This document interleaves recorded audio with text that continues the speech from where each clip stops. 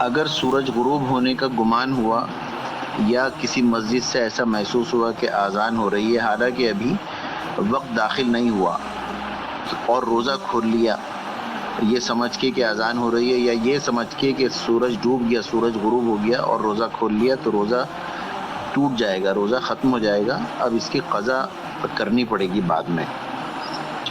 سحری کھاتے ہوئے وقت ختم ہو جائے اور اذان شروع ہو جائے تو سحری کھانا فوراً بند کر دینا چاہیے۔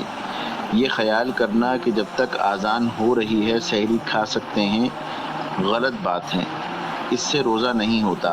عام طور پہ لوگ یہ کرتے ہیں کہ ابھی فلاں مسجد سے آواز آ رہی ہے، ابھی وہاں سے آواز آ رہی ہے اور کھاتے رہو، تو یہ طریقہ غلط ہے۔ بعض مساجد میں وقت ختم ہونے کے یعنی سحری کا وقت جیسے 5:15 بجے ختم ہوا تو بعض مساجد میں 5:20 پہ اذان ہوتی ہے، تو اب وہ جو 5 منٹ جو گزر گئے ہیں وقت ختم ہوئے ہوئے، اب اگر کوئی کھانا کھائے گا یا کچھ بھی کھائے گا یا کچھ پیے گا تو اس کا روزہ نہیں ہوگا اور پھر قضا کرنی پڑے گی۔ روزہ کھجور سے کھولنا بہتر ہے، افضل ہے، اور کھجور نہ ہو تو پانی سے کھول لیں یا کسی اور میٹھی چیز سے۔ بعض لوگ افطار کرنے میں اگر کھجور یا پانی وغیرہ فوراً میسر نہ ہو یا میسر ہو لیکن وہ یہ سوچیں کہ نمک سے روزہ کھول سکتے ہیں جیسا کہ سنتے ہیں عام طور پہ، تو یہ بات بالکل غلط ہے۔